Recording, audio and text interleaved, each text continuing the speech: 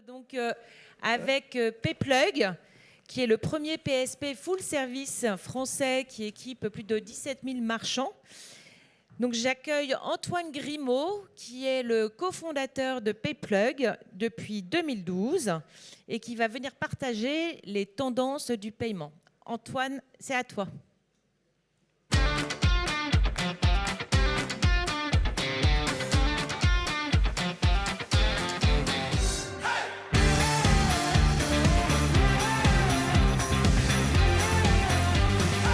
Merci Sonia, bonsoir à tous. Merci à tous d'être encore là pour cette dernière plénière de la journée.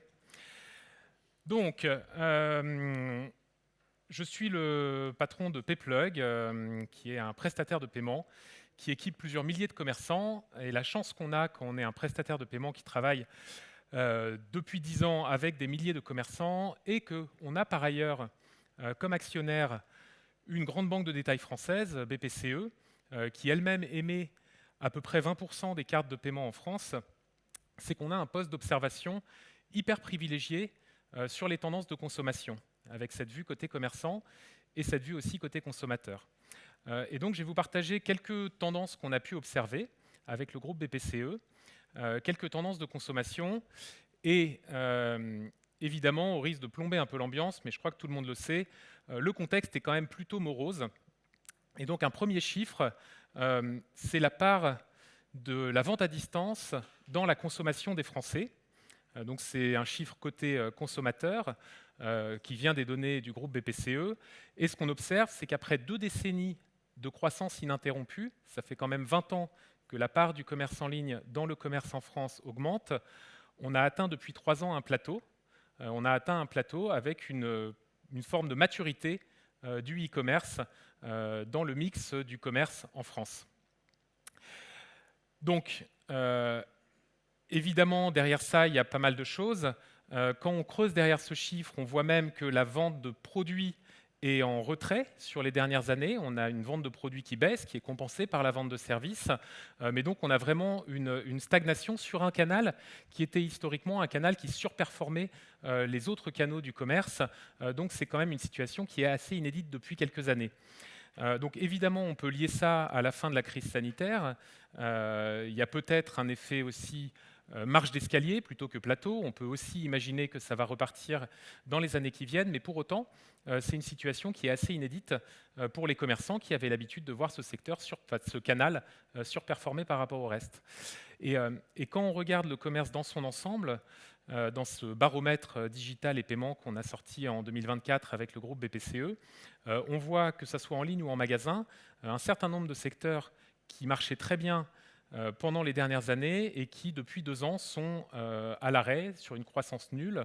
Et donc, je pense à l'électroménager, à la maison, bricot, décollage. C'est des secteurs où on voit une consommation qui est flat, que ce soit en ligne ou en magasin, depuis 2 ans. Donc, évidemment, une fois qu'on a dit tout ça, c'est un contexte qui est difficile pour le commerce parce qu'une croissance nulle dans un contexte d'inflation, évidemment, c'est une pression sur les marges, c'est un contexte qui est compliqué à gérer pour le commerçant. Mais il y a aussi des choses qui vont bien et on a aussi des secteurs qui performent plutôt bien dans cette période. Donc 3 chiffres pour se redonner un petit peu envie.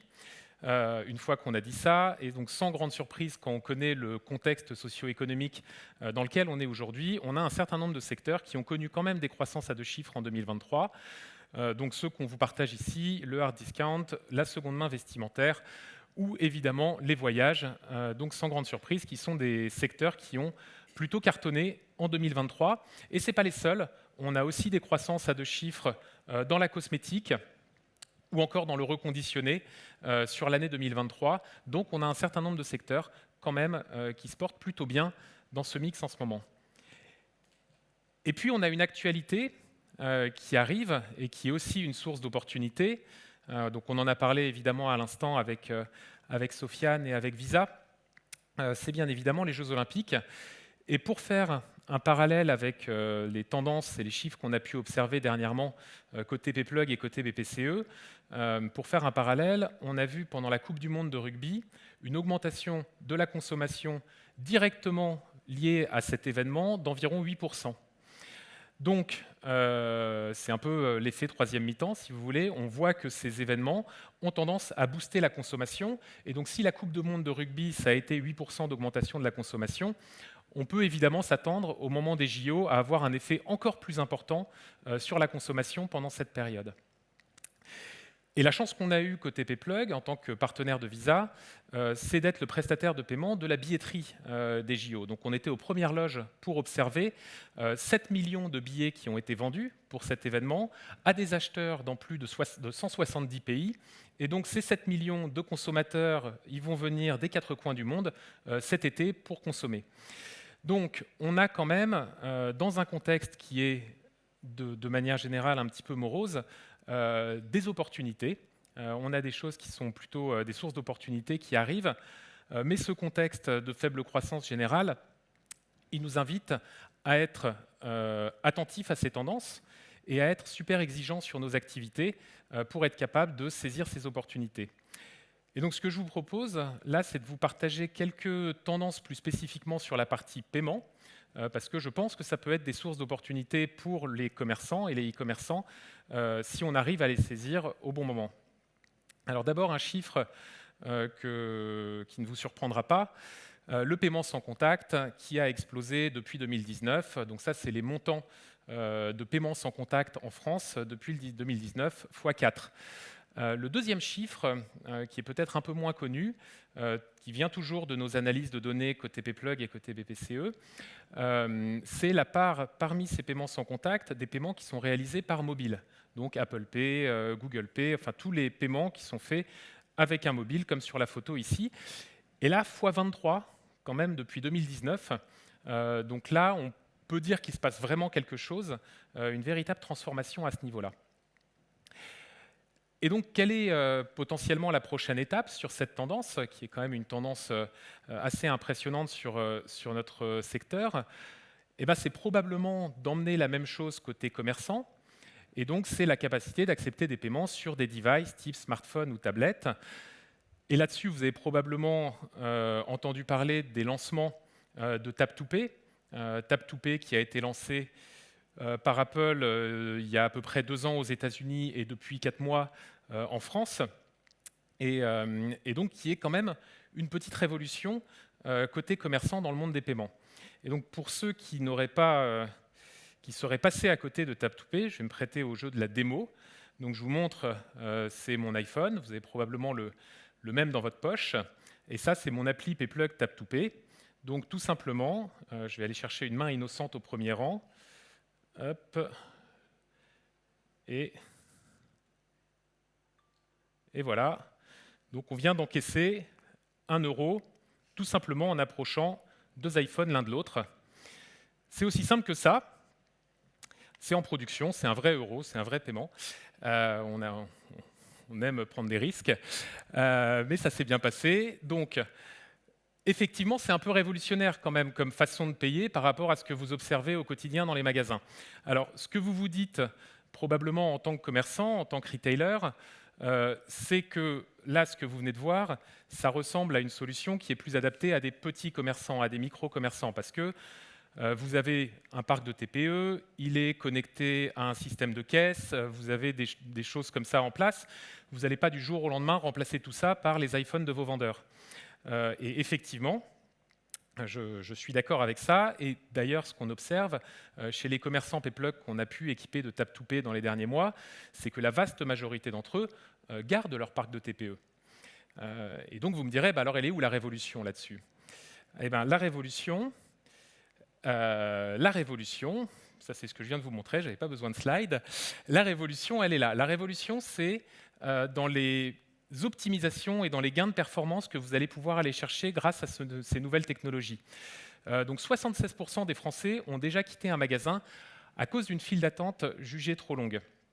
Ça, vous le saviez probablement. Ce qu'il faut rajouter là-dessus, c'est la saisonnalité qu'on peut avoir.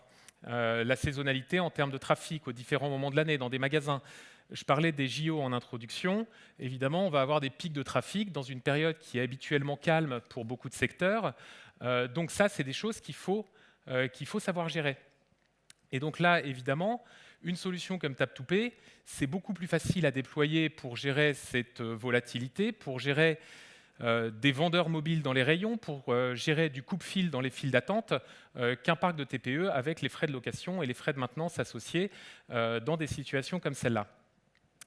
Et alors l'étape pour aller encore plus loin, parce que là, ce dont on est en train de parler, c'est de finalement rapprocher le paiement d'un device qui existe déjà dans les mains du commerçant.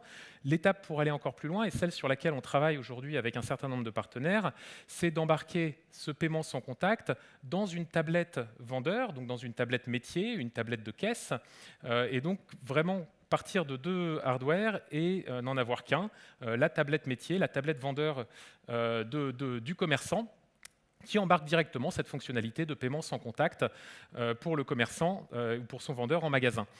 Et au-delà donc de cette fusion du TPE et de la caisse, la vision qu'on a sur le commerce unifié, eh ben, c'est toutes ces pièces sur ma pieuvre ici qui sont interconnectées. C'est vraiment notre vision du commerce unifié. Et en fait, ce qu'on pense, c'est que c'est indispensable. Aujourd'hui, vous avez un client qui rentre dans un magasin, l'article n'est pas disponible, il est à l'entrepôt. Il faut connecter la caisse, le TPE, mais aussi l'OMS, le CRM. Il faut que toutes ces solutions se parlent les unes avec les autres. Et la chance qu'on a, l'opportunité qu'on est en train de vivre, c'est qu'on est en train de sortir d'un monde de l'autonome. On parlait de monétique autonome notamment, mais un monde de l'autonome en général pour l'ensemble de ces solutions, à un monde unifié où toutes ces solutions sont maintenant disponibles en SaaS, APIsées, interconnectables. Et donc, ça permet de faire beaucoup plus de choses dans le commerce unifié.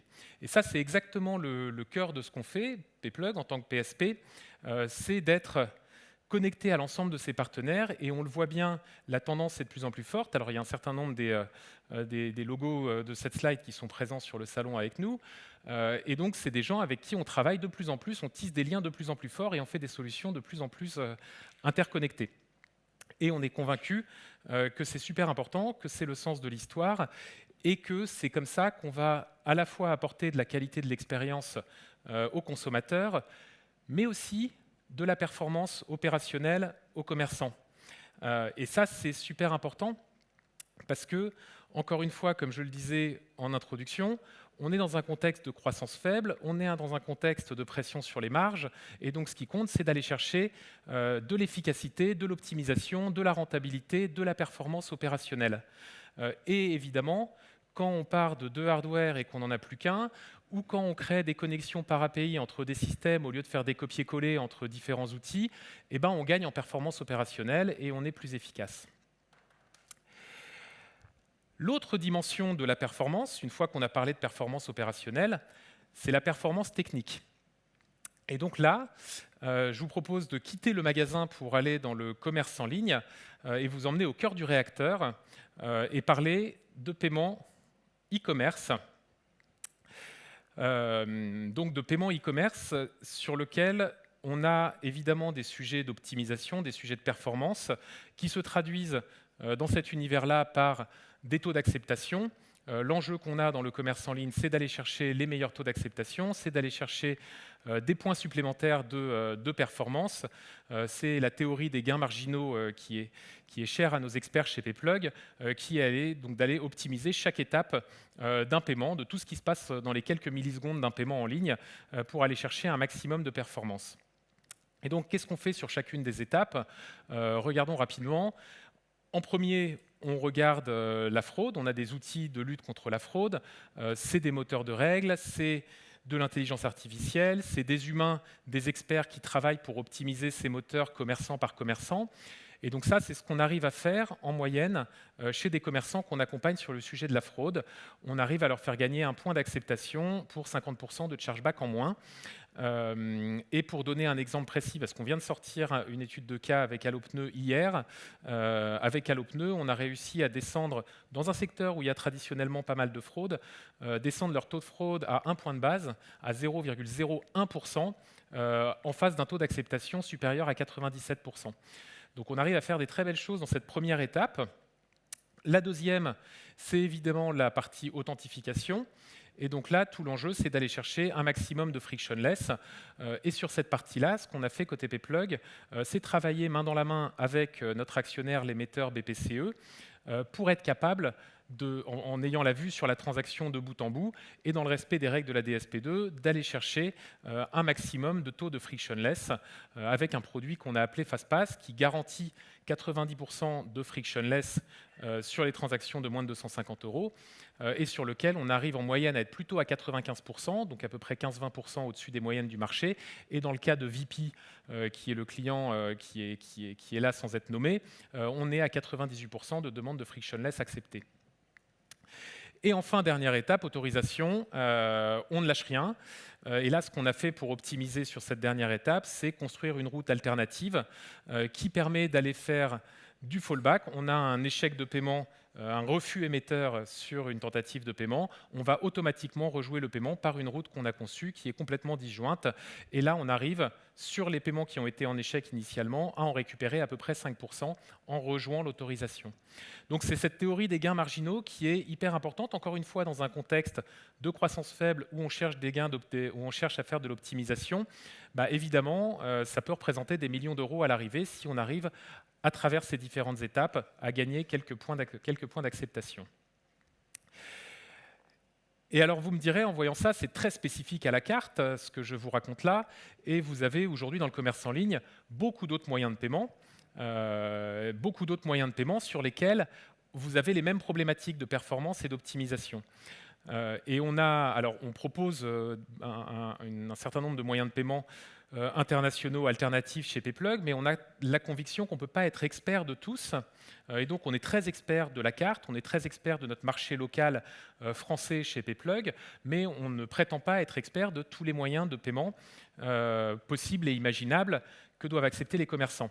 Et pour donner un chiffre qui donne un peu le tournis quand même, aujourd'hui, il y a 350 moyens de paiement locaux disponibles dans le monde. Et donc, si vous voulez vendre partout à l'international, ça veut dire 350 moyens de paiement sur lesquels il faut être capable de gérer ces sujets de performance et d'optimisation. Et on est à peu près convaincu qu'aucun PSP, aussi gros soit-il, n'est capable d'être au meilleur niveau de la performance sur chacun de ces 350 moyens de paiement. Donc, qu'est-ce qu'on fait ? C'est la tendance qu'on observe et que je vous partage et que vous connaissez peut-être déjà. On travaille en orchestration. Et donc, c'est une tendance de plus en plus forte. De plus en plus de leaders du e-commerce basculent dans l'orchestration. Les 3 qui manquent du top 10, je pense, vont finir par basculer aussi. Évidemment, qu'est-ce que ça apporte ? Ça apporte du pouvoir de négo, il faut quand même le dire, de la résilience, mais surtout de la performance en travaillant avec le meilleur dans chaque catégorie, en utilisant un orchestrateur qui permet aux commerçants de se brancher à tous les moyens de paiement et tous les PSP possibles. Et donc mes orchestrateurs, ils étaient dans le slide précédent sur mon espèce de pieuvre des partenaires du paiement. Et évidemment, on est convaincu qu'ils s'inscrivent dans le sens de l'histoire. Là aussi, il y en a un certain nombre qui sont présents sur le salon. On bosse avec tous et on est convaincu que c'est dans ce sens que va le commerce. Donc, disons, à la fois plus unifié, mais aussi plus orchestré. Voilà, donc à travers ça, ce que je vous ai partagé, c'est... on va dire ce qui se passe aujourd'hui, en 2024, Tap2Pay, le commerce unifié, la performance, l'orchestration, c'est vraiment aujourd'hui ce qu'on observe dans le commerce en tant que prestataire de paiement. Et maintenant, pour terminer, je vous propose simplement de vous donner une petite ouverture sur les futurs possibles, si on peut dire, sur ce qu'on peut anticiper dans les années à venir, ce qui peut vous arriver côté paiement en tant que commerçant. Donc, je ne vais pas revenir sur Click2Pay parce que vous venez d'avoir une présentation sur le sujet. Évidemment, ça peut être quelque chose d'assez transformant, qui apporte de la fluidité, qui apporte de la sécurité et donc qui est évidemment très bienvenu en tant que nouvelle façon de payer. Il y a d'autres choses qui arrivent et donc je vais vous dire un petit mot de trois choses rapidement qui peuvent vous intéresser. L'open banking. Donc l'open banking, on en parle beaucoup depuis quelques années. Quand on s'intéresse à un commerçant, et plus spécifiquement un commerçant en ligne, l'open banking, ou même plus précisément l'initiation de paiement dans le cadre de la DSP2, c'est quoi ? C'est la possibilité d'afficher une page au moment du paiement dans votre tunnel de checkout, sur laquelle l'acheteur va renseigner ses identifiants de banque en ligne, et à travers ça, un PSP derrière va être en capacité de déclencher un virement de compte à compte, du compte du consommateur jusqu'au compte du commerçant. Donc, sur le papier, c'est effectivement super intéressant. Pour autant, ce qu'on observe, et c'est important d'en avoir conscience, c'est que pour le moment, on a des taux d'acceptation qui sont très bas sur ces méthodes de paiement. Et les acteurs de l'open banking ont eu l'honnêteté de partager une étude là-dessus il y a quelques mois qui montre que les taux d'acceptation aujourd'hui en France sur l'open banking sont inférieurs à 50%. On est à 44% de taux d'acceptation. Donc évidemment, ça ne peut pas être une méthode de paiement principale aujourd'hui. Il y a des raisons à ça. Hein. C'est tout simplement que il n'y a pas d'autorité de certification aujourd'hui sur l'open banking, et donc chaque banque fait son implémentation, fait sa propre implémentation de l'open banking. Et donc forcément, ça crée beaucoup de disparités et ça a un impact sur les taux d'acceptation. Et l'autre point faible ici, c'est l'absence d'un scheme ou d'une forme d'autorité qui orchestre les règles, que ce soit d'annulation, de contestation. Donc on est sur un moyen de paiement qui est encore un petit peu au début de sa vie, si on peut dire. Mais pour autant, pourquoi est-ce qu'il est intéressant et pourquoi est-ce que je vous en parle ? Le mérite qu'il a aujourd'hui, c'est qu'il est complètement indépendant en termes de rails, des rails cartes, et donc dans des stratégies d'orchestration et dans des stratégies de rebond et de fallback, et c'est ce qu'on observe chez certains commerçants aujourd'hui, pour des moyens importants, ça peut être intéressant de faire des rebonds par des rails de ce type-là. Une deuxième chose qu'on observe et qui pourrait nous arriver dans les prochaines années, et alors je mets des points d'interrogation partout parce que je n'ai pas de boule de cristal et on verra si tout ça finit par se matérialiser, c'est EPI qui a le mérite d'adresser certaines des faiblesses de l'open banking. Et donc EPI, c'est quoi ? C'est European Payment Initiative.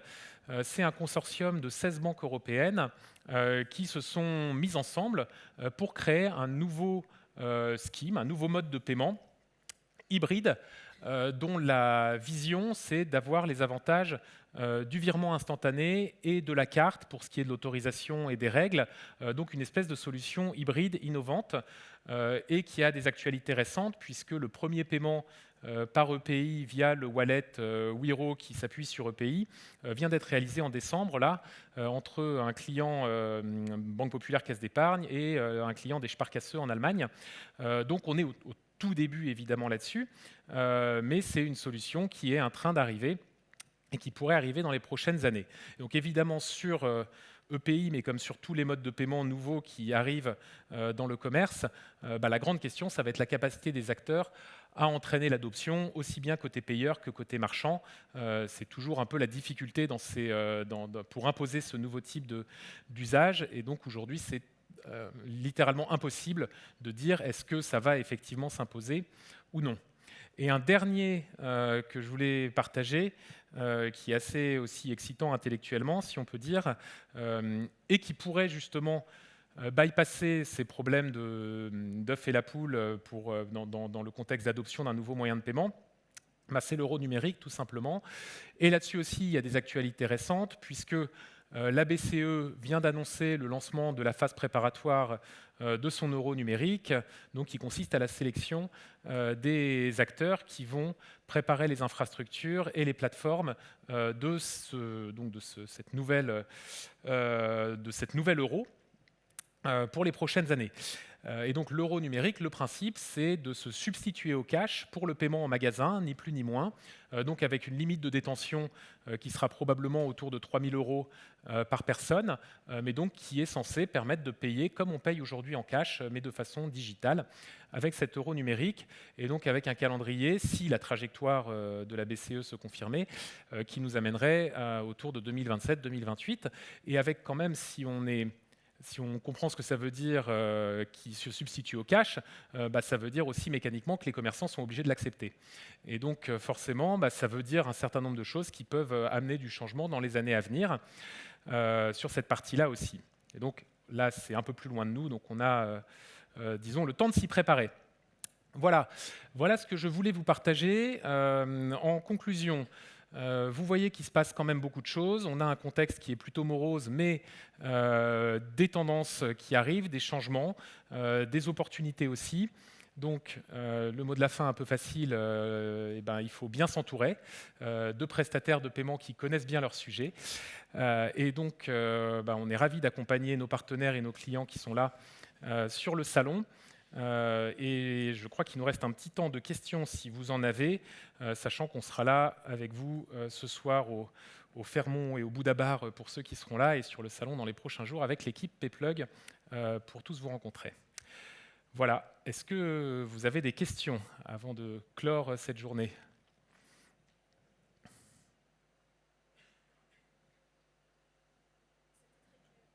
C'était trop clair ?